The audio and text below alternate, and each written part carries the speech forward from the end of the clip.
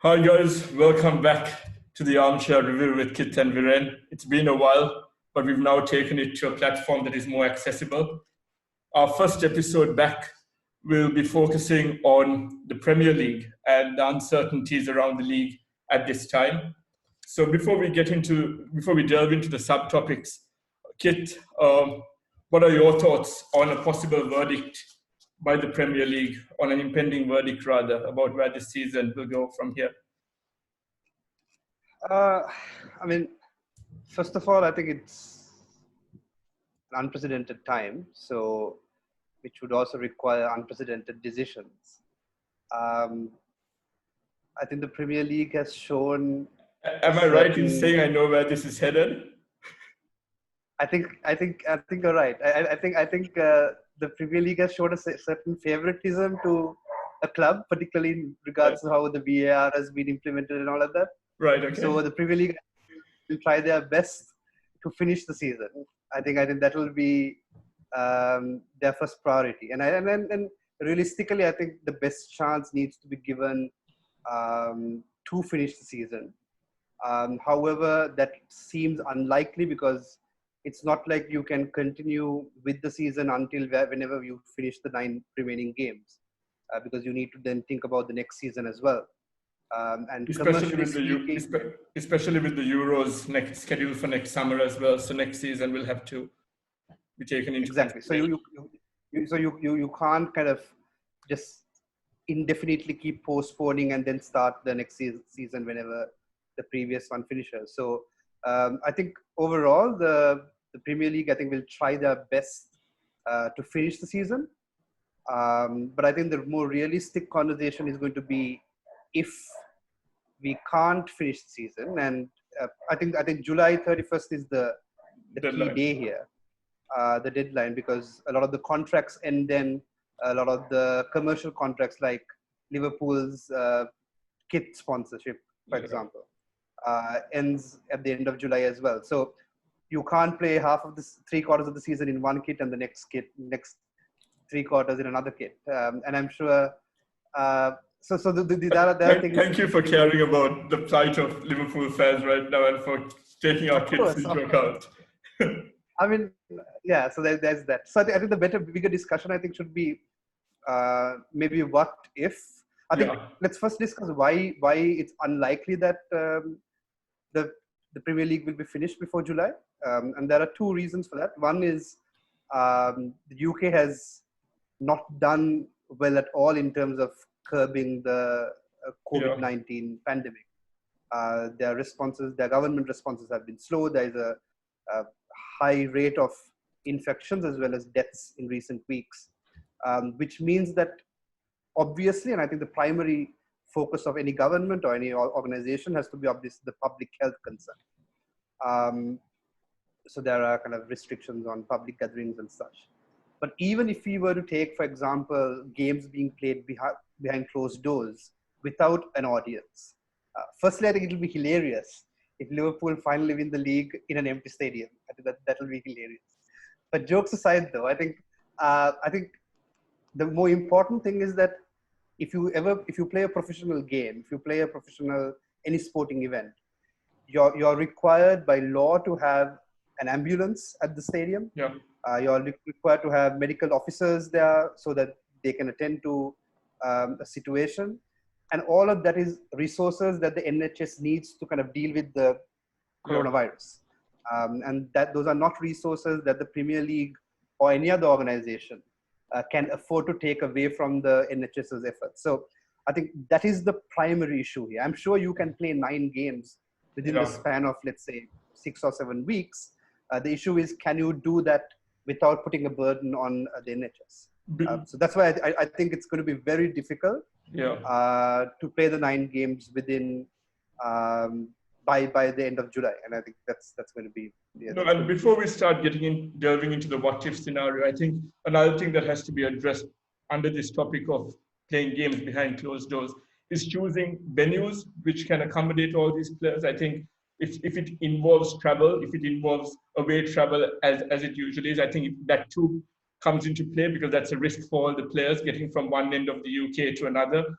for away games. And I also think before we could even look at a resumption of the league, I think we also have to take into account the fact that these players have been out of football, out of match level training for a couple of months. So once we get the green light, I think it will take a couple of weeks for clubs to have a mini preseason of sorts to get back into the groove of things. And I think that's where my concern lies. I think for clubs like Man City, Leicester, Chelsea, apart from Liverpool, who don't have much to play for during the remaining 9 games, I think the risk becomes: do you want to undertake a risk where it's likely that a key player of yours becomes injured for a sustained period of time, affecting your chances next season, due to there being no preseason that is provided by the league? And before we move into the what if scenario, my question for you was, in the event that these games are played behind closed doors, I would take lifting the trophy at Anfield behind closed doors if that has to be done. But looking at the bigger picture, do you think it would be good for the Premier League to have a resumption behind closed doors? Or do you think that the appeal of the league, having those fans at the stadiums, the revenues that will be lost for mid-table and lower table size of match ticket revenues, etc., do you think that that's a cost? When you take the cost-benefit analysis, do you think that's something that the league should also take into account before jumping to the conclusion that behind closed doors games is the way to go? I mean, they're anyway losing out on match day revenue, even in status quo. So whether you play the game behind closed doors or whether they don't play the game at all, it's the same cost. They're losing out on match day revenue.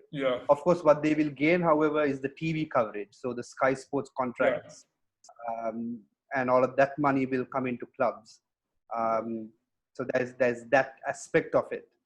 But I don't think it will look good on the Premier League if they start discussing revenues and kind of the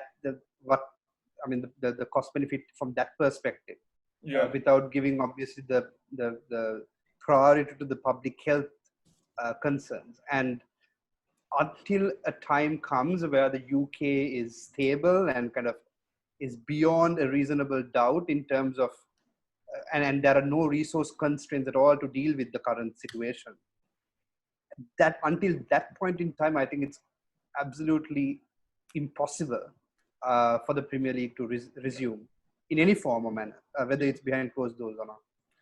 And whether that happens before that July is, I think, the question. I mean, now it's already, almost May.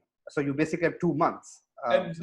That's my last question under this topic. Do you think that the Premier League can afford to go into August, September for a conclusion of the league this season, perhaps with a shortened league next season, if that's the case? Or do you think that it's important for them to have next season uninterrupted as much as possible, depending on how COVID-19, depending on where COVID-19 takes us? Do you think the priority should be given to sustaining as much of next season as possible?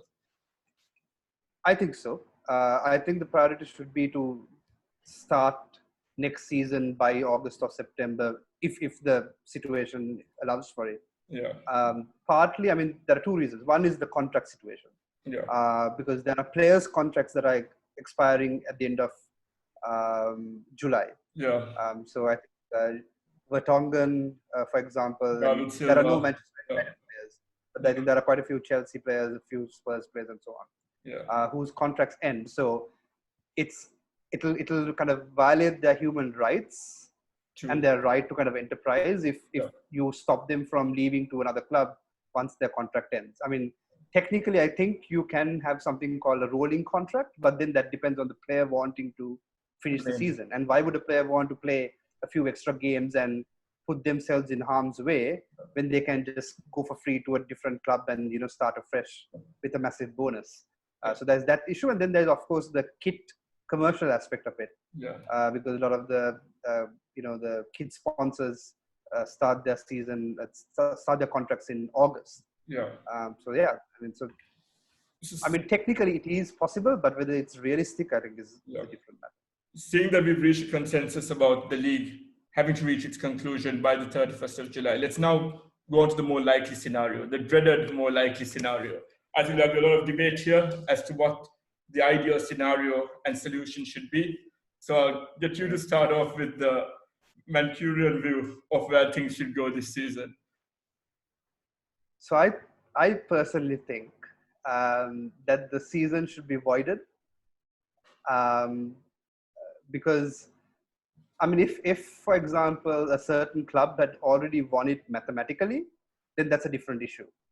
But until it's no one's fault that they dropped points towards the end.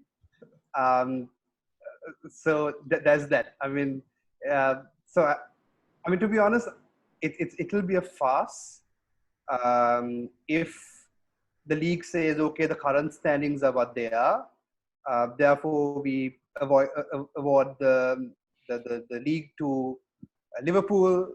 The top 4 places and European places are what it stands right now, and those who are really in the relegation zone get relegated right now. Because the fact of the matter is that at the end, even though everyone has more or less played the same number of games, and even if you take, for example, points per game as the deciding factor, the structure of the league and the fixture list is such that you play certain teams, the stronger teams at some place more than kind of others. For example, the run-in for Manchester United over the next 9 games was quite beneficial. And then given the form that the team was in, I'm sure we could have gotten quite a few points and probably eclipsed Chelsea as well into that. But then there are all of these kind of probabilities, and I don't think that's a reasonable kind of discussion to have. Of course, I mean, Liverpool would have won the league if they continued. I mean, that's unless there was a massive kind of implosion. Let's not a Liverpool-esque implosion. I mean, only Liverpool could have had that sort of implosion. But it's also, I mean, the thing is, it's almost impossible, but it could have happened mathematically. I mean, sports is such, you know. So I mean, if you just award a trophy, or the top 4 places, or I mean, relegation is, I think, the bigger issue. Yeah. You're going to have a lot of litigation. The Premier League is going to, face a lot of issues. And you also can't just give Liverpool the trophy and then say the rest of is void. You have to either do the same as they've done for the winners, or you don't do, and you don't award anything at all and just void the result. And I mean, Liverpool's victory aside, if they do award the current places, technically, if City is out of the Champions League, that means Manchester United gets that spot. Yeah. So I mean, I'm saying something that would harm Manchester United in a way as well, because if they void it, and they take the top 4 places from last year. But seeing Liverpool lift the title, I'm sure hurts more as a Man U fan than seeing Man U take Man City's spot in the top 4. I mean that's a separate debate, but. Yeah, no. Obviously, I, as a Liverpool fan, What do you think? This is how I'll counter this. If you look at other sports, let's just go back to the 2019 Cricket World Cup, for example, and we saw the string of washed out games that may have affected Sri Lanka, may have not, depending on where we could have ended up with those 2 games. But it affected quite a few teams. And let's just assume that the rest of those games were called off.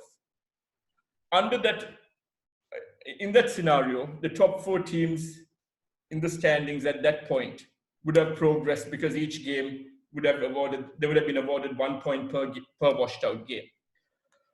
And we would have had a conclusion to the World Cup, even though we assume that the UK saw bad weather throughout the tournament. Having gone through 29 games of the season, and this is where I link cricket into play, right? I understand if we were 10 games in or 15 games in, because even the Duckworth-Lewis system in cricket requires 20 overs from the second innings to have been played before Duckworth-Lewis comes in. So there's 70% of the game out of the way by the time Duckworth-Lewis comes into play. But seeing that we only require 15 to 20% of the season to be completed for us to reach a conclusion, and seeing that most teams have played 29 games, except 1 or 2 teams. And now this is where our mutual concern comes in, is where do these relegation sides go? And my solution is actually a 2-pronged solution, one of which I'm pretty sure will be very controversial, which would mean that Norwich City being the 20th place side, end up getting relegated, along with the 19th place side, which is currently Aston Villa, even though they have a game in hand. I'm giving they're them only 2 points below. Sorry, so Norwich is 20th with 21 points. Aston Villa is 19th with 25 points. I'm assuming we give Aston Villa the 1 point for their game in hand, which still means that they remain 19th below Bournemouth. Why I'm not delving into the 18th, the final relegation spot, is because it's too close to call. There are 3 teams on the same number of points, and we're going to have problems if we do relegate Bournemouth. But why am I even relegating these two sides? Is I think this is where some key stakeholders come into this whole debate, is the championship sides. I'm looking at Leeds and West Brom. Having watched Sunderland Till I Die, and having seen the struggles of being in the championship, and for a team like Leeds, who've been very consistent in the championship for a good number of years now, but have unfortunately lost out. They are where they belong. Well, they've lost out through the league being very competitive with the format. There have been seasons where they've finished third, but been eliminated through the playoff semi-finals or finals.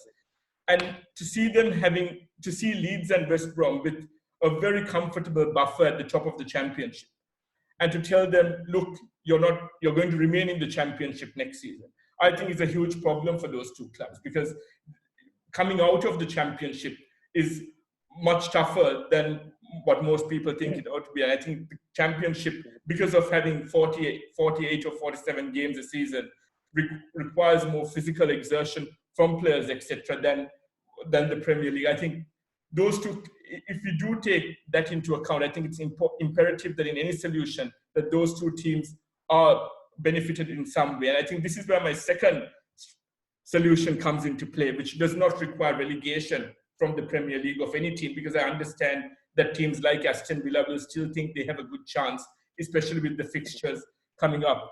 Is something I've discussed with you earlier, is the possibility of having 22 teams just for next season, giving Leeds and West Brom promotion and scrapping the Carabao Cup just for next season. I think having 4 additional games per Premier League side without the Carabao Cup lifts that burden of having unwanted midweek fixtures for the sides in the upper echelons of the league who don't really take the Carabao Cup seriously, except Man City. I think when you scrap the Carabao Cup, I think and this is just for one season, I think many more clubs will benefit from having a 22 league side, having rendered this season complete, having handed us the title. Man United have a Champions League position. And I'll get back to this later on when I come up with my biased opinion as to why we need to be handed the title. But I think it's imperative that Leeds and West Brom find themselves in the Premier League next season, no matter what solution we agree upon. What would your stance? Okay, so there's few levels of responses. Yeah. I think first, I don't think the comparison between cricket and the Duckworth-Lewis method and this really works, because the Duckworth-Lewis method has been agreed by all the players and stakeholders before the tournament started. So unfortunately, no one agreed that if, let's say, the tournament or the Premier League stops at some point, at least to my knowledge, there is no such clause that then the places will be agreed and or given to whomever who's in that particular position. So I think that comparison, I think, is flawed. So I don't think that necessarily stands. But no one foresaw these events, and it's unprecedented times, as we said earlier. And I'm sure flexibility could come in. But that's the thing, right? So cricket did foresee weather interrupting games, and that's why they have the Duckworth-Lewis method. That's why they have all these rules about super overs and boundary counts and all. I mean, yes, it's stupid. I mean, the boundary count rule was stupid, but both teams that took part in the final agreed to it. So no one can. I personally didn't like it that England won the World Cup, but that's unfortunately that's the way the game goes.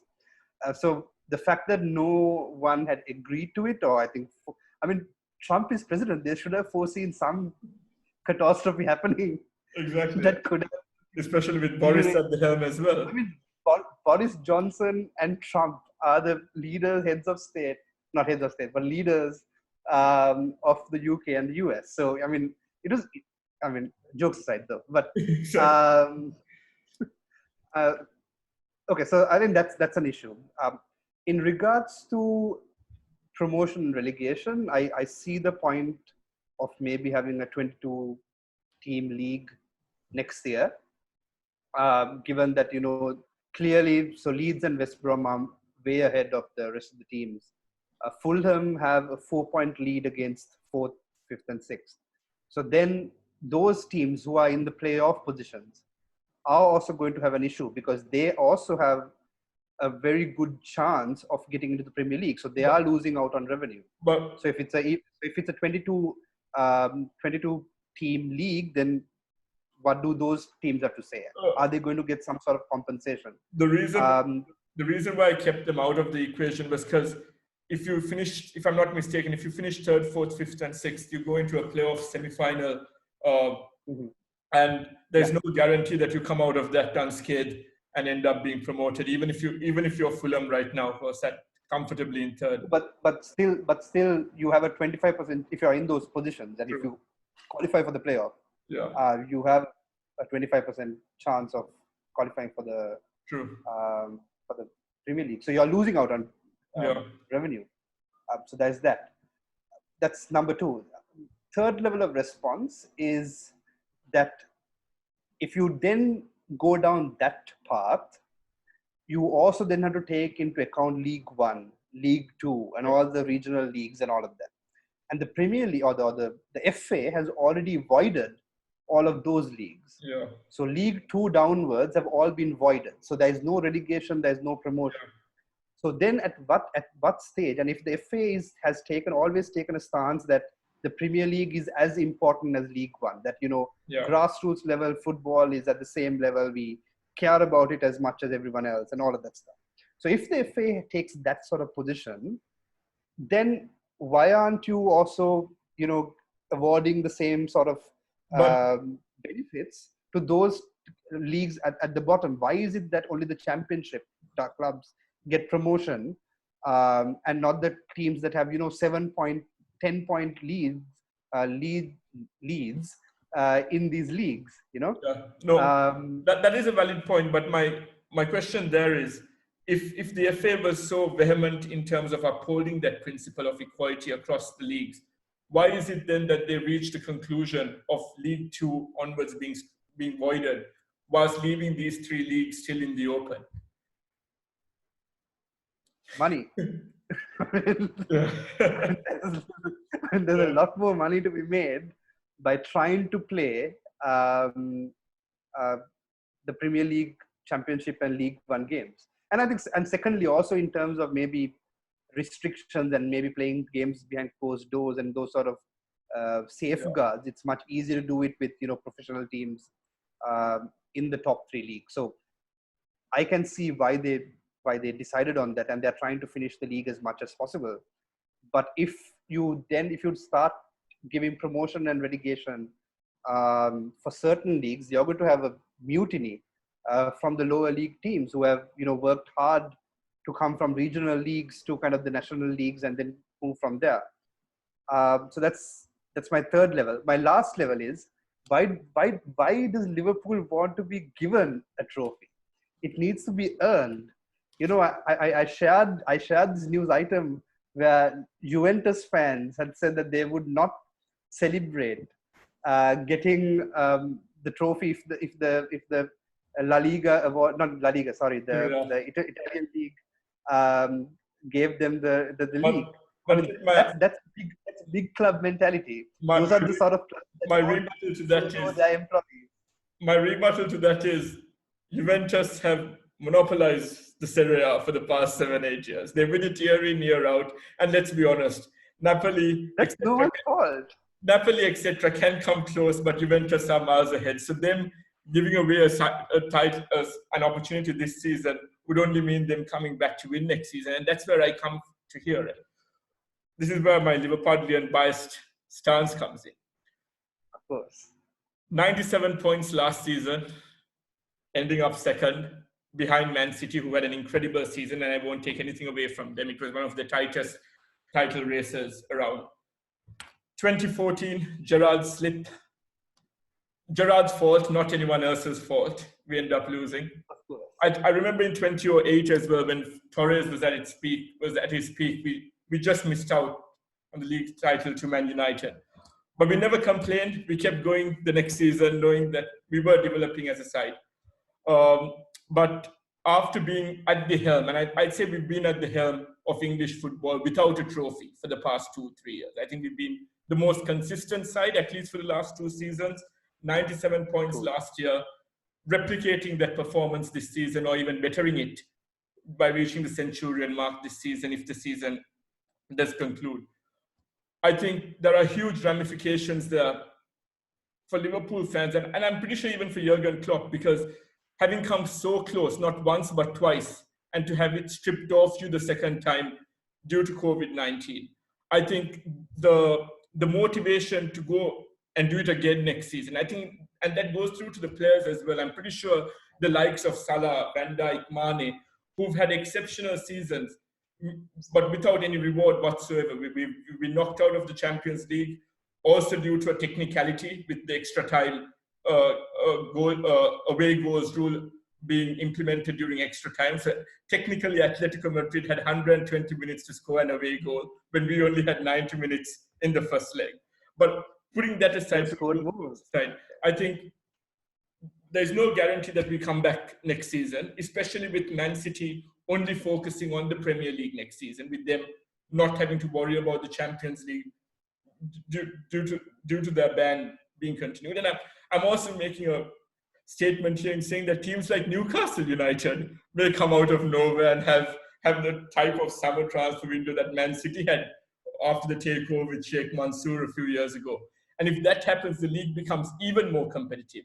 You're not going to see a side approaching the points tally close to 100 or 95, 100, whatever it may be for the next few seasons. Man U are becoming stronger. Arsenal are becoming stronger. All sides will use this summer transfer window to strengthen their teams going forward. And I don't know what the incentive or motivation will be for Klopp and Liverpool to focus on next season. I think we'll be carrying wounds into next season, which may affect us, and then the memes keep coming, the jokes keep coming. It becomes 31, it becomes 32 the year after next. When will this end? And I think when you have a 25-point lead over Man City, when you're maintaining a social distance from Man United of 37 points, I think it's safe to say that the title should be handed over to Liverpool. Well, Liverpool also had an 8-point lead before Stevie G slipped. But that was 8 points skip. I mean, if the league ended there, are we yet to give it to Liverpool? I mean, I don't think. I see why you're making this appeal, and I'm sure someone will feel sympathy for you, but you won't feel any sympathy from me at all. I realized quite early on. I mean, to be honest, if Liverpool is that strong a team and they've got a 27-point lead so far, you should have no problem winning it rightfully next season. Exactly. I mean, why are you so afraid of winning it next season? I mean, if you have the same manager, if you are able to convince your players that you have a good team and that they should remain with you and make sure that your team is loyal to the club, then I don't think there's an issue with getting them. And secondly, I think lastly, I don't think a lot of clubs are going to spend money during the summer because they don't have the money. Yeah. So I don't think you're going to see clubs spending 100 million on one player. Except United following this. Except Newcastle United. I mean, oil prices have fallen, so I mean, Saudi Arabia might not have enough money. So there's that as well. But I mean, even Newcastle, I'm not entirely sure. I really don't think clubs are going to spend a lot this summer you may see one or two big signings per club, but I don't think it's the sort of spending that will completely change the dynamics. And finally, I don't think City will be out of the Champions League next year, because they are, as long as their decision is still pending, they can still compete. So I think they'll compete in the Champions League next year. Since I can't seem to sway you to the side of us being handed the title, my question then becomes, what happens to the plight of the Champions League and Europa League next season? Do we scrap that for a season as well and make sure that the focus is given to all the leagues continuing and having a full season next season? Or would you say that the same teams who qualified for the Champions League and Europa League respectively fight it out again next season, which I think would be equally unfair to those teams who have reached the knockout stages and who unexpectedly reached the knockout stage? You're looking at Rangers, you're looking at Wolves, you're looking at teams Wolves, for example, who've had 10 more games than Premier League sides, because they've gone all the way from qualifying for the Europa League all the way to now reaching the quarterfinals, if I'm not mistaken. What happens to those teams in the Europa and Champions League? United is also in the quarterfinals. Expectedly. And we have a 5-0 lead, away goals, 5 away goals. So surely. But that's unfortunate. I think that's part and parcel of games, and you have to be, surgical. You need to be kind of cutthroat when you make these sort of decisions. I don't think you can make decisions based on emotions here. And as much as United are one of the favorites to win the Europa League, but that doesn't mean that they should try and finish the Europa League. I don't think that's a possibility. I think this year, the European and the cup competitions will have to stop. I think the priority will be in terms of the domestic leagues. Yeah. What would happen to the European? What would happen to the Champions League and Europa League next season in your books? I think that's something that UEFA will have to decide. And so my understanding is that the Dutch league has also cancelled their league. Yeah. So the Eredivisie. Yeah. So they have cancelled the problem because they win it every year. But I don't think if they are awarding the league to Ajax yet. Yeah. So I'm not sure. I don't think they have decided that. I think they're waiting for UEFA to decide what they want to do with the Champions League and Europa League before kind of deciding on how they're going ahead with the places. But if, like I said earlier, they void the season, then they void the season. Then this never happened. Then we go back to the places for Europa and the Champions League as they were at the beginning of this season. So then again, Wolves gets another shot at the Europa League if they want to. And yes, United will also be in the Europa League, but I don't think that's an issue for us. That's true. I think one of the final questions I have with regards to this is, let's just assume that that UEFA comes up and says, we're having the Champions League and Europa League next season. Mm-hmm.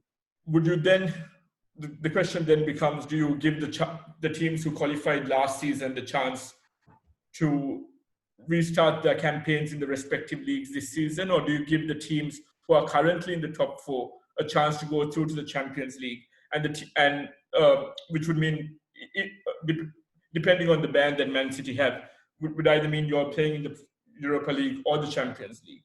But the question then becomes, if you're actually then sending teams who would have qualified from the league this season, isn't it much easier then to just render this season complete without rendering it null and void, and handing out the Premier League title to Liverpool in that scenario?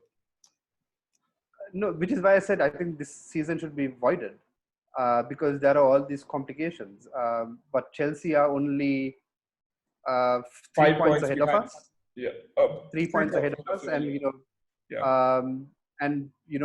not in form. I mean, at least at the start, while the season was going on.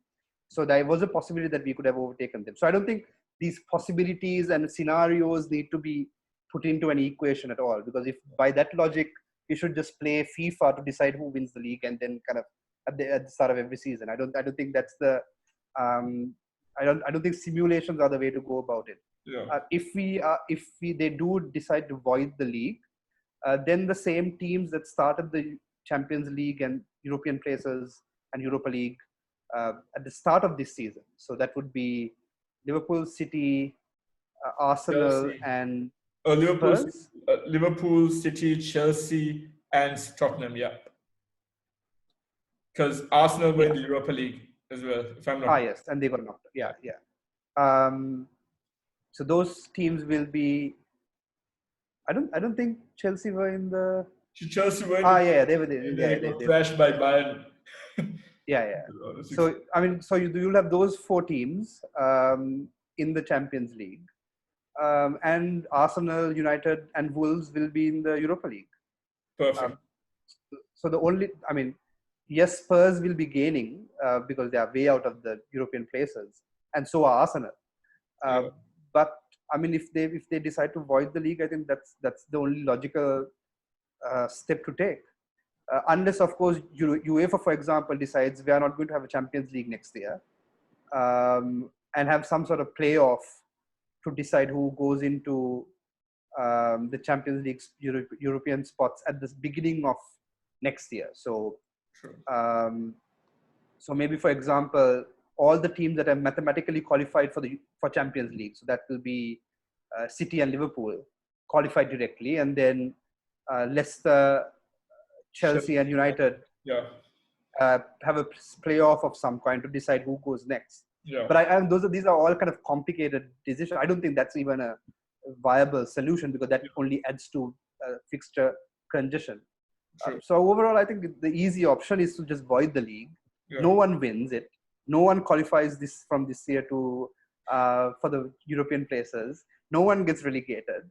You just play from the beginning of August of what the season would have been, and then go from there. So on one end, guys, we have a very ardent Man United fan who is convinced that this season should be voided. And here you have a very hopeful Liverpool fan who would like to even see Jordan Henderson lifting the trophy at an empty Anfield Stadium.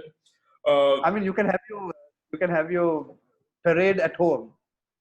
Well, you can have a participation certificate and have your parade at home. I know. I'd be happy saying that we are reigning Champions League winners over any awards given to us out of sympathy, although we quite clearly deserve it, being 25 points ahead. Anyways, guys, I hope you've enjoyed this first episode back. It's been a while, but we will be coming up more frequently. Our next episode will be very interesting. It will be a review of the test, the documentary that took the cricketing world by storm, rather. And before we start that, Kit, just to give our viewers a preview of what's to come next, how impressed were you with the test and how Cricket Australia went about it, considering the fact it was a very tough time that they were going through after Newlands? I was very impressed, and I think I was particularly impressed by a lot of the senior players that aren't in the spotlights, like Nathan Lyon and Khawaja, who are taking proper actual leadership. They were playing like leaders, they were acting like leaders, even though they weren't in the so-called leadership group.